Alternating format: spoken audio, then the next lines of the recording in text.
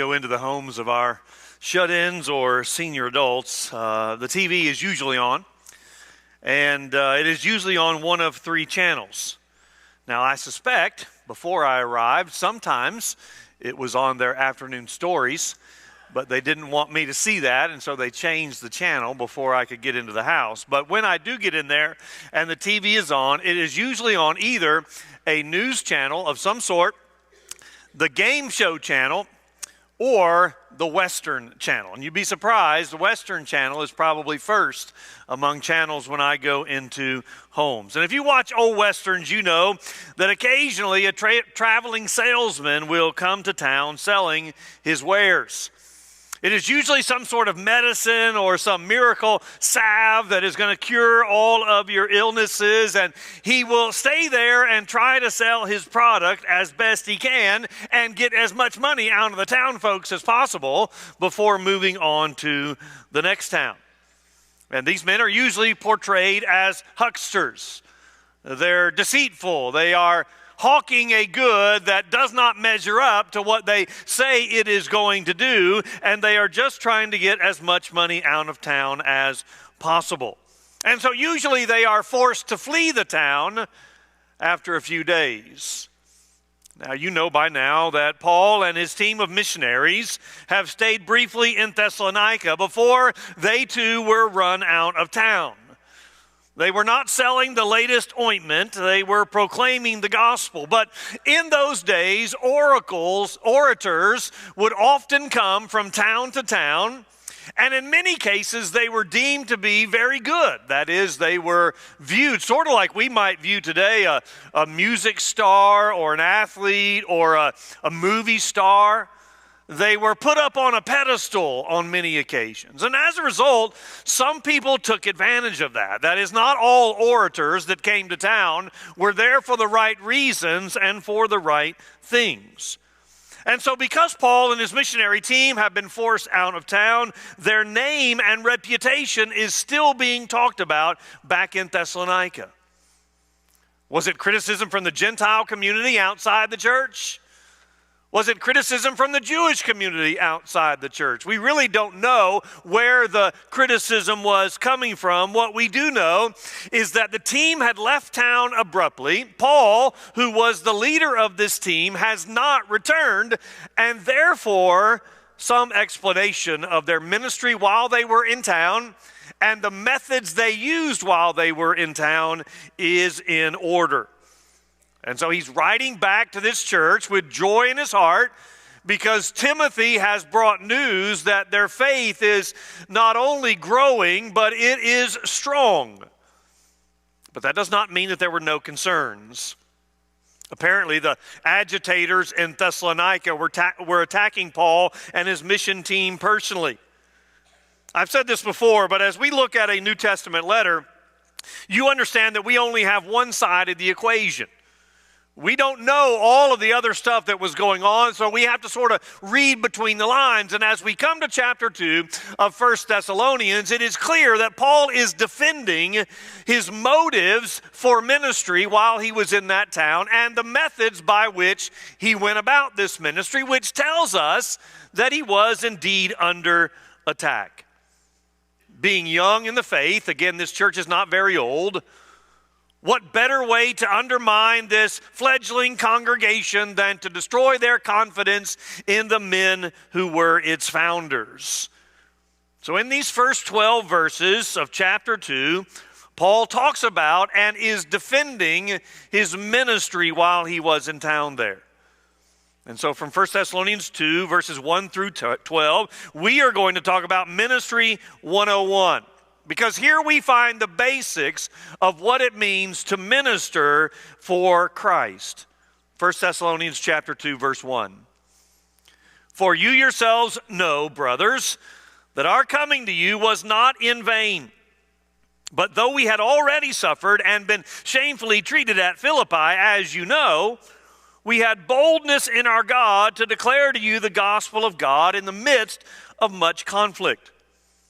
For our appeal does not spring from error or impurity or any attempt to deceive, But just as we have been approved by God to be entrusted with the gospel, so we speak, not to please man, but to please God who tests our hearts. For we never came with words of flattery, as you know, nor with a pretext for greed, God is witness, nor did we seek glory from people, whether from you or from others, though we could have made demands as apostles of Christ. But we were gentle among you, like a nursing mother taking care of her own children. So being affectionately desirous of you, we were ready to share with you not only the gospel of God, but also our own selves, because you had become very dear to us. For you remember, brothers, our labor and toil. We worked night and day, that we might not be a burden to any of you while we proclaim to you the gospel of God. You are witnesses, and God also, how holy and righteous and blameless was our conduct toward you believers. For you know how, like a father with his children, we exhorted each one of you and encouraged you and charged you to walk in a manner worthy of God, who calls you into his own kingdom and glory. That's a lot of verses, but there is that one main theme that Paul is talking about his ministry while he was there in their city. So Ministry 101, because here Paul is outlining his methods and his motives for the spiritual ministry that he did in that city. Now, as a result of that, our application this morning is going to be directly tied to our own ministry within the church. That is, church leadership or church service for you and I is going to be the direct application from this passage of Scripture. And in many ways and some sense, all of us ought to be involved in spiritual ministry within the church. But there is a broader application as well. You may have noticed the family terminology in these verses. Paul mentions both mother and father. As parents, we have a ministry in our home. In fact, I think a great case can be made that our primary ministry position is within the home. The role of the parent includes the role of leading and teaching spiritual truth. Therefore, every mom and dad, every grandparent can benefit from this passage. So wherever your realm of spiritual ministry is, whether it's in the church or in the home, or likely both, this passage applies to you. So first of all, we notice that we should examine our motives. The first 6 verses of this passage is Paul's defense of his motives. One of the easiest ways to attack someone is to attack them for why they do what they do. After all, nobody can prove otherwise. It is mere speculation. We can't know someone else's heart. We can't know someone else's motivation for doing ministry. And yet, the problem then and now is that oftentimes we think we know, and we make assumptions based on that, assumptions that are often later proven to be wrong. And that's what Paul is doing here. He is showing them that the assumptions of his critics were wrong for both him and his mission team. And he's going to emphasize to the new believers that rather than buying into the lies that are being told, they know the truth. In fact, did you notice how many times a phrase, something like "you know," was found in these verses? Look at your text again. Verse 1, for you yourselves know. Verse 2, as you know. Verse 5, as you know. Verse 11, as you know.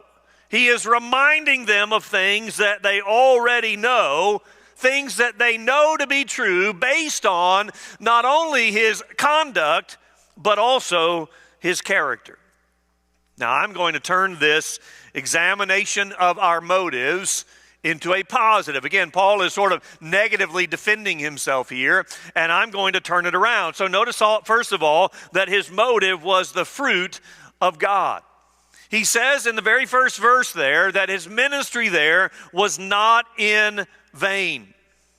That was clear from what we talked about last week, and really the last 2 weeks.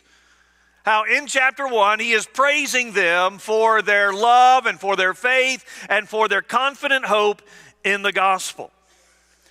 And the fact that he can say that in the midst of criticism is an encouragement to us that in the midst of the obstacles we face in ministry, it does not mean that God is not at work. We already heard the choir sing about the fact that God is a God at work at all times. So even as we face obstacles in ministry, again, whether in the church or in the home, God is at work. I think we wonder sometimes whether we're making a difference. If you're a Sunday school teacher, you've had those moments where you wonder if they're paying attention to you. Virtually any kind of ministry we have those times when we wonder because we're looking at the short-term results or lack thereof rather than the long-term perspective. I can promise you that I had Sunday school teachers when I was in high school that wondered if I was listening to anything they had to say. And if they were to look me up today and discover that I'd been in ministry for 25 plus years, they would probably be dumbfounded. Because I didn't pay much attention in those days, but somehow it sunk in from time to time. God promises that his word, as it goes forth, will accomplish what he desires for it to accomplish. So Paul's ministry resulted in fruit. We talked about that. The faith, love, and hope from chapter 1. So there is ample evidence to prove that Paul's motives were pure. He had come from Philippi, and in fact, he had faced persecution there. In fact, let's just look at that. Go back to Acts chapter 16, and let's see what Paul faced before he arrived in Thessalonica. Acts chapter 16 and verse 19.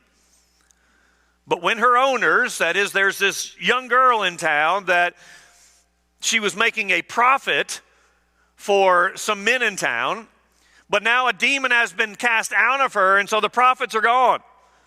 So when her owners saw that their hope of gain was gone, they seized Paul and Silas and dragged them into the marketplace before the rulers.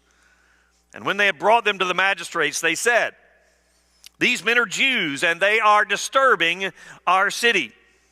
They advocate customs that are not lawful for us Romans to accept or practice." The crowd joined in attacking them, and the magistrates tore the garments off them and gave the orders to beat them with rods. And when they had been inflicted many blows upon them, they threw them into prison, ordering the jailer to keep them there safely. And having received this order, he put them into the inner prison and fastened their feet in stocks. And you may realize that right after that is the famous story where they're singing praises to God at midnight and the jail cells are opened and the Philippian jailer there is saved along with his household. So after much persecution that we just read about, they left Philippi and they came to Thessalonica, and the very fact that they persisted in the face of such obstacles was proof of their pure motives. He persisted because he was confident in his calling and he saw God working in their lives. The word for conflict, and now we're back in 1 Thessalonians, the word for conflict is the word from which we get our word agony.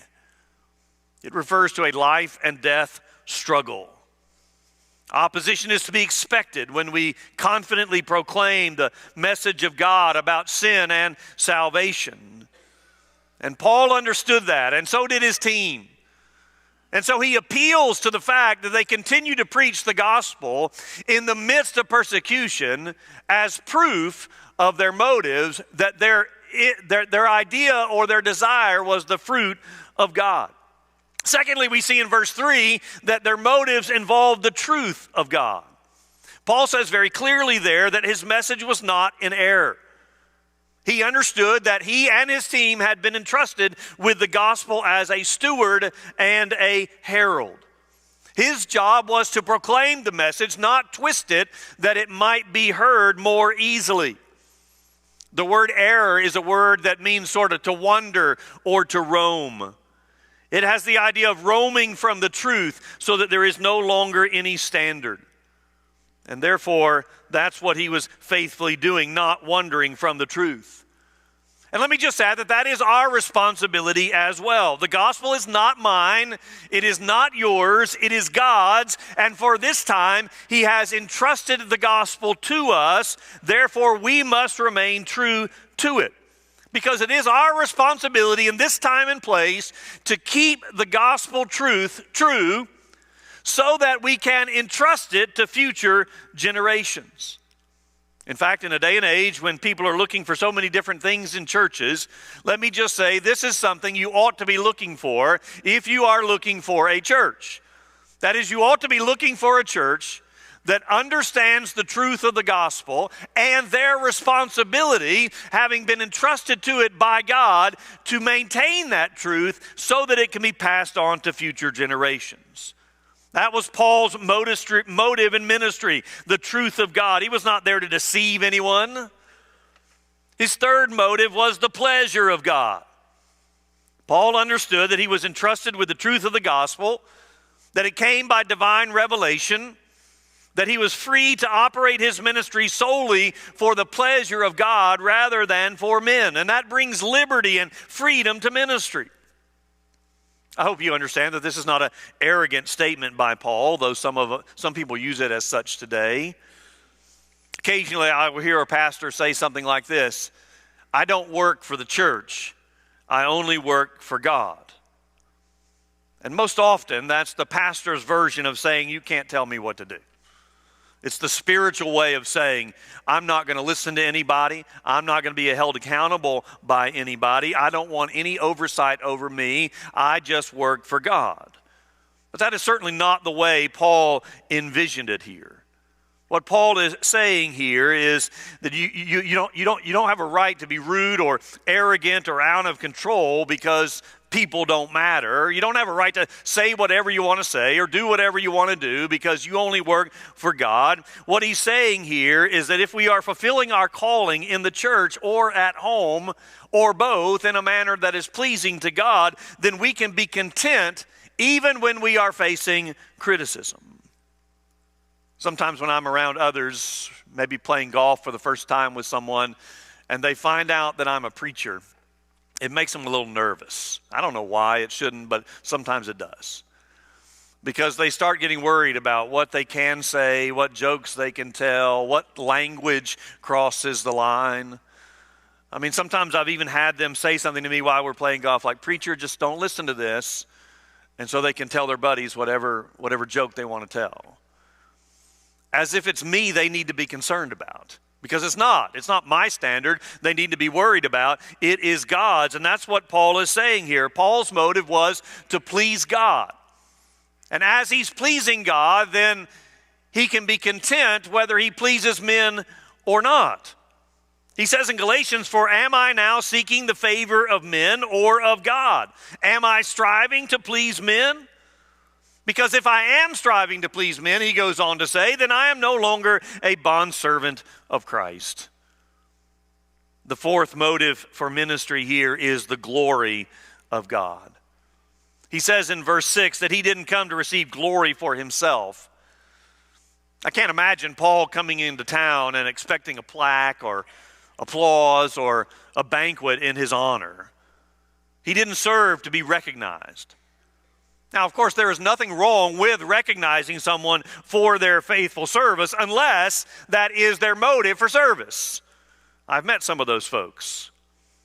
These are the people who get mad after they do what they're supposed to do, and then nobody says anything about it. Nobody sings their praises because they don't notice what they've done.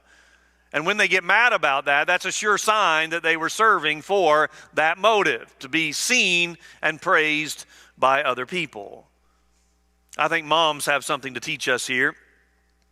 Moms, you know that 99% of what you do for your children is never praised.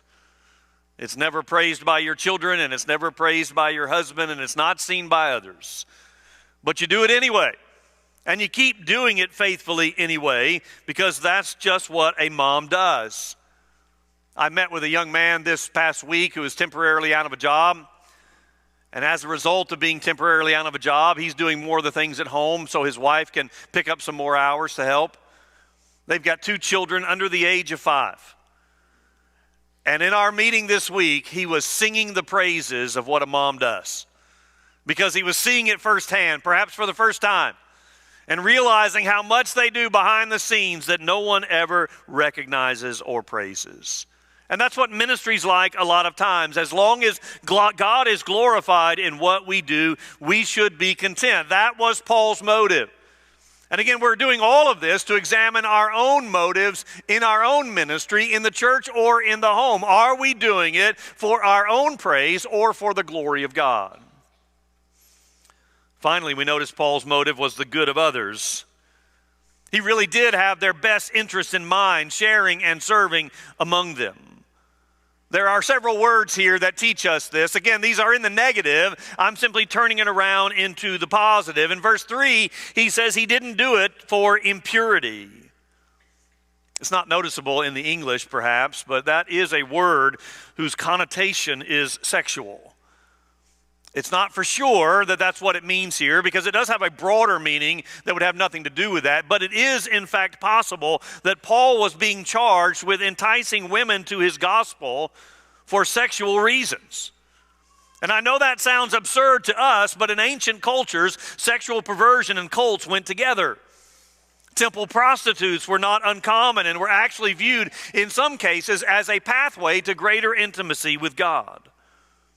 We see things like this in our own modern culture when cult leaders often have multiple women and somehow convince them that the way to be closer to God is a relationship with Him. Acts 17 tells us that not a few of the leading women in Thessalonica were converted. So it is possible that Paul is dealing with the ridiculous charge of sexual perversion as one of his motives, which of course was hardly true. Instead, he was seeking only their own good. We also see this in verse 5 with the phrase, words of flattery. His motive was not to exploit them. That's what flattery is.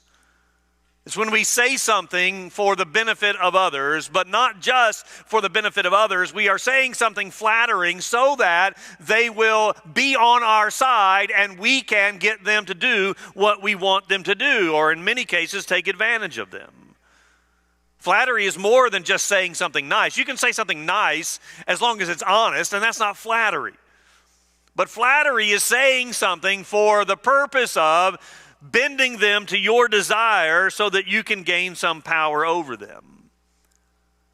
I used to listen years ago to a monthly leadership tape that I was a part of this club. You know, they would send me a recording every month, and it was a Christian leadership guru who would speak at various companies and corporations and churches on leadership issues. And there's certainly a lot to be learned there, and there's a lot of good material. But as I listened to that month after month, I started hearing the same thing over and over again, at least at the beginning of his talk. He would say things like, boy, you're a great-looking audience. You're really listening well. And multiple times he would say, I think you're the best audience I've ever spoken to. And when you hear that same thing month after month, you start realizing he's just flattering them. He doesn't really mean those things. And when you realize someone is speaking words of flattery to gain your trust so that you will believe whatever else they say, you are really undermining the integrity of everything else you say. And Paul was not like that. He always operated for the good of the listeners. And that's seen again in verse 5 with that phrase, pretext for greed. His motive for ministry was not financial gain. Now, that is not to say that he couldn't have expected to be paid for his work. Rather, he chose to work a trade in Thessalonica because this church was young and floundering, so as not to be a financial burden to that church. But after a church was established and on surer ground, he did take money from them. We know that he took money from the church in Philippi on multiple occasions while he was in Thessalonica. So he is not condemning paying people for ministry. Let me just say that again, because that's personal, right? He's not condemning paying people for ministry, of which I am grateful. Rather, he simply says he didn't take their money, which was his right, but that was proof positive that greed was not his motive.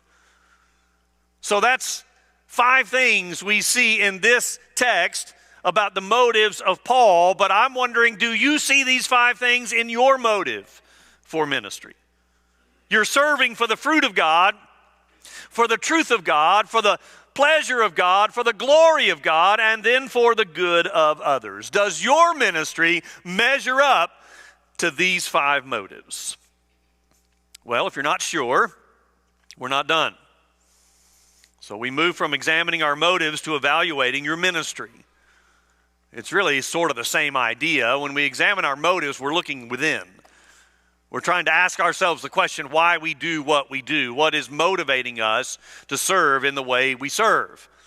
But now we're looking externally, really to try to answer the same thing, but we're looking externally. And to do this, Paul gives us 3 analogies in the second half of this passage.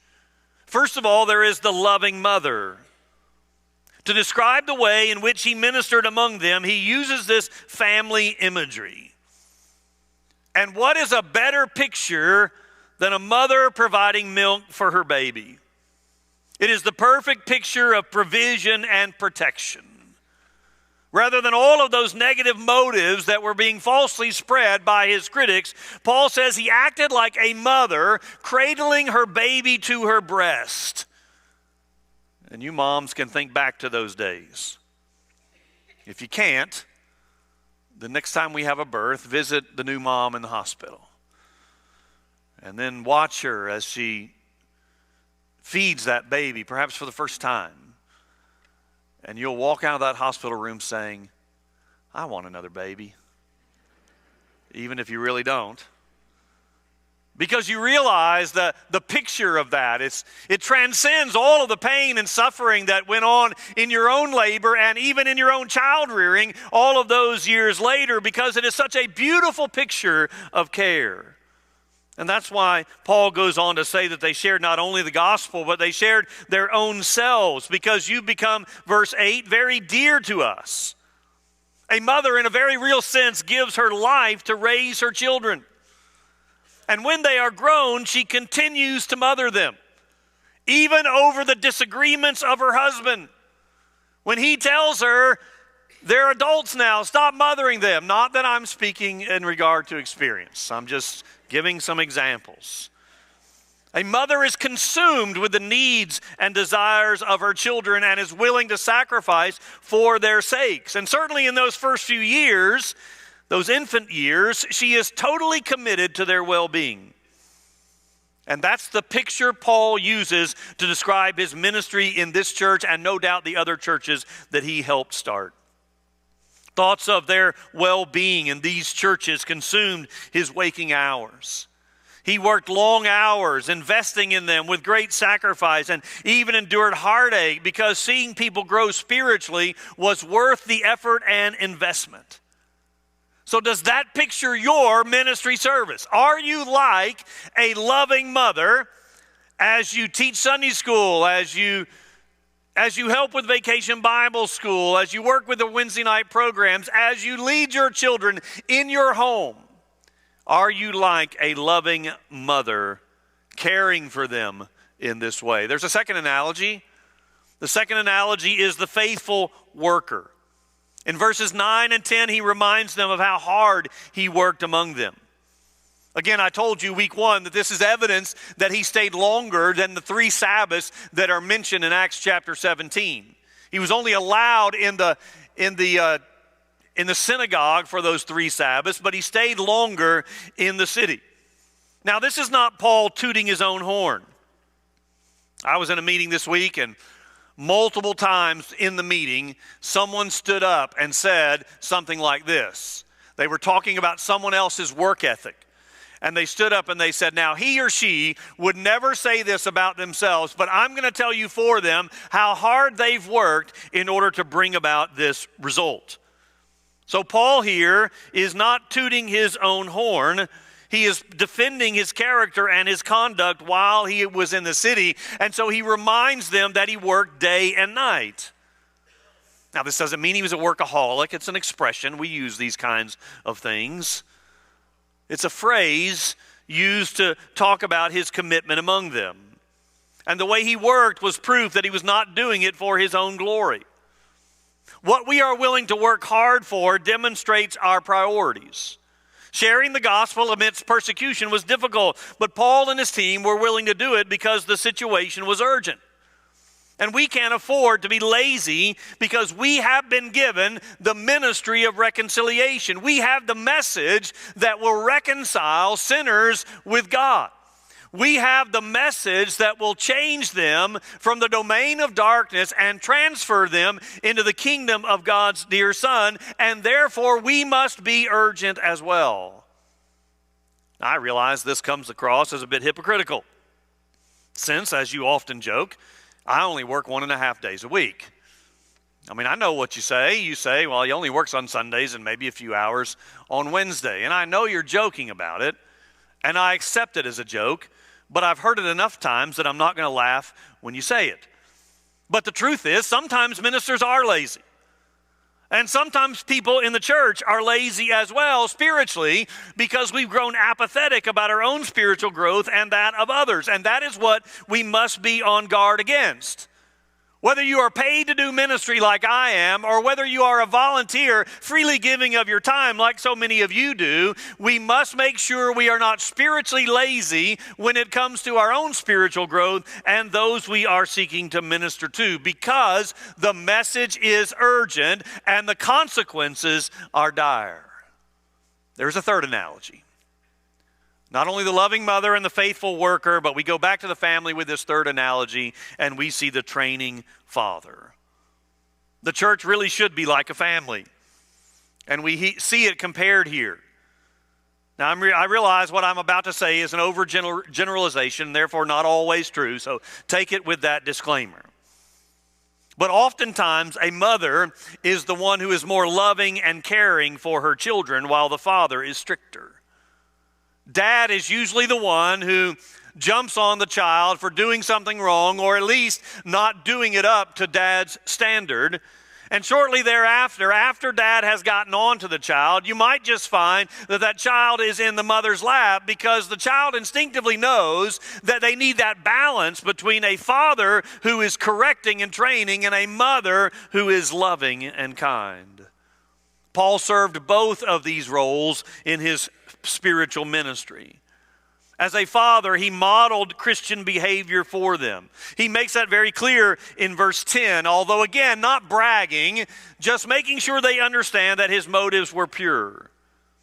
You remember last week we talked about how they observed the team's godly behavior, how they then begin to mimic that godly behavior, and then ultimately they became godly examples themselves.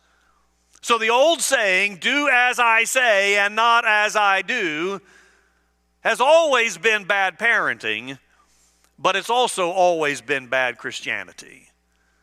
Paul's philosophy was do as I say and as I do, because the two things went together. For the message to get across, the message had to be right, and the character and conduct of the messenger had to be right. And so we see in the final verse, the other side. He modeled his life by his faith for all of them to see. That's verse 10. But at the same time, he exhorted, he encouraged, and he charged them to live in such a way. That's verse 12.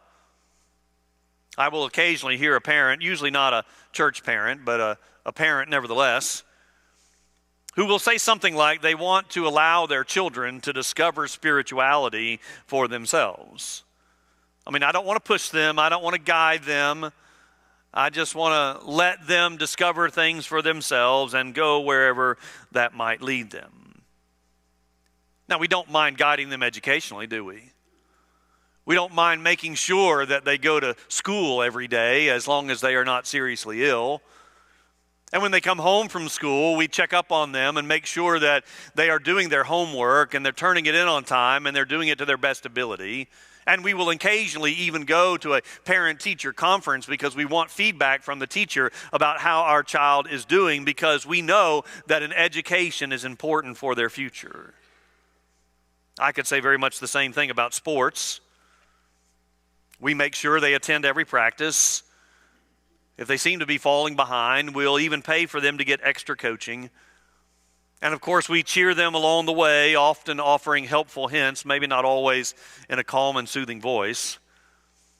because we want them to excel athletically, because that will be encouraging to them, prideful for us, and might even help their popularity, just to name a few. There's nothing wrong with adolescent athletics as long as it is in balance, and I could go off here and talk about the fact that it is clearly not, but I won't. I don't want to get sidetracked. My point here is we make sure that we train our children academically and athletically, and we should be doing the same thing spiritually. After all, we claim that this is the most important aspect of our life. So we ought to be training them in godliness, whether they are our biological children or whether they are children in the faith, whatever age that might be, part of our ministry in the local church. But you say, well, why should we do all that? Why should we care, especially when it's so hard? Why should we invest so much time and sacrifice in trying to help others grow spiritually when sometimes they don't even appreciate what we're doing, nor do they want to hear from us? Why should we keep on doing these things? Well, he gives us that answer in verse 12. Because there's something we're trying to produce. And we like to produce, right? We want to see an outcome. So you see it at the end of verse 12 there. At the end of verse 12, he says that you walk in a manner worthy of God. That's the end product. That's our desire. That we want to raise up children, again, whether that's biological or church, we want to raise up children who are walking, that is living, that's what that word means, in a manner worthy of God. And that sounds an awful lot like our mission statement again, doesn't it? We exist to make and mature believers. Let me ask it this way. When it's all said and done, will you be happy if you've produced a great athlete? I have never been in the home of a parent who has looked me in the eye and said, you know, Pastor, my child didn't turn out to be the athlete that I wanted them to be, and I have deep regrets over that. I've never had that conversation. Will you be happy if you turn out a scholar? I've never been in a home where a pastor looked me in the eye and said, you know, Pastor, my child did not turn out to be as smart as I was hoping they would be. And I have deep regrets over that. It's never happened. But I will tell you, I've had countless conversations with parents who are grieving and living their life with regret because their children are not walking in a manner worthy of the Lord. And they're looking back over what they did or did not do in those parenting years, and they're regretting some of those decisions. You say, well, my kids are already grown up. It's too late. No, it's not too late. Because I'm not just talking about biological children for 18 years in your home. That's not just our ministry. Our ministry transcends that, and therefore, as long as you have breath, and I think that describes all of us, then you still have ministry. Let me pray. Father, we thank you that you have given us the ministry of reconciliation. You have called us to invest our lives in the lives of others, whether that be in our immediate family in the home or an extended family in the church family, or both. You have called us, equipped us for this kind of ministry, and I pray that you would help us to be faithful in serving. That we would continue to invest our lives in our own spiritual growth and that of others, so that we might see people living their life, walking in a manner worthy of God. We pray in Jesus' name. Amen. Let's stand and sing. Need to let you know we did have a church member pass away over the weekend, Miss June Hubbs. Some of you know her as June Hubbs Boatman. Passed away yesterday. We don't have her arrangements yet. Her family is meeting with Minets now. It will be here in the sanctuary at some point later this week, and we'll have that out on the prayer list probably tomorrow. Galatians chapter 6, and let us not grow weary of doing good, for in due season we will reap if we do not give up. So then, as we have opportunity, let us do good to everyone, and especially to those who are of the household of faith. You are dismissed.